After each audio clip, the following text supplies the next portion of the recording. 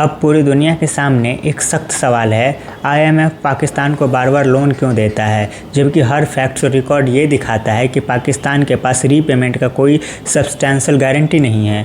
2025 के माहौल में पाकिस्तान की इकोनॉमी ज़मीन पर है। एसेंशियल कमोडिटीज़ आम आदमी की पहुंच से बाहर होती जा रही है। रिजर्व्स 2 महीने के इंपोर्ट भी नहीं चला सकते और फॉरेन लोन्स का बोझ $350 बिलियन से भी ज़्यादा हो चुका है।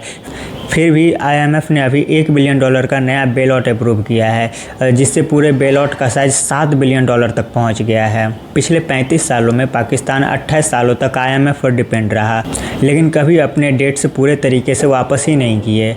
लेकिन ये लोन सिर्फ फाइनेंशियल नहीं, पॉलिटिकल क्राइसिस का भी हिस्सा है। आईएमएफ अपनी पॉलिसी का हवाला देता है कि स्ट्रक्चरल रिफॉर्म्स, फिस्कल डिसिप्लिन और रीजनल स्टेबिलिटी के लिए, लेकिन असली वजह कुछ और ही है। आईएमएफ पाकिस्तान को इसलिए भी लोन देता है क्योंकि वेस्ट एशिया, खासतौर पर सऊदी अरबिया और यूएई आईएमएफ के मेजर फंडर्स है और इन कंट्रीज़ के पाकिस्तान की स्टेबिलिटी में डीप स्ट्रेटेजिक, सिक्योरिटी और रिलीजियस इंटरेस्ट है।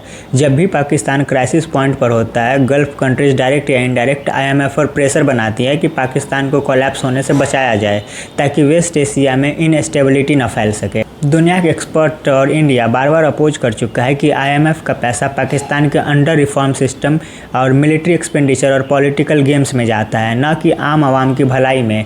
पर आईएमएफ पर जियो पॉलिटिक्स और बड़े कंट्रीब्यूटर्स का दबाव इतना है कि हर 2-3 साल बाद पाकिस्तान के लिए एक नया बेल आउट अरेंज हो ही जाता है। पाकिस्तान आईएमएफ के लिए एक too big to fail case है, जहां फाइनेंशियल सेंस से ज़्यादा जियोपॉलिटिक्स का प्रेशर है। और जब तक वेस्ट एशिया की राजनीतिक इंटरेस्ट, ग्लोबल स्टेबिलिटी और फंडर्स का इन्फ्लुएंस बना रहेगा, पाकिस्तान आईएमएफ का फेवरेट रिपीट क्लाइंट बना रहेगा।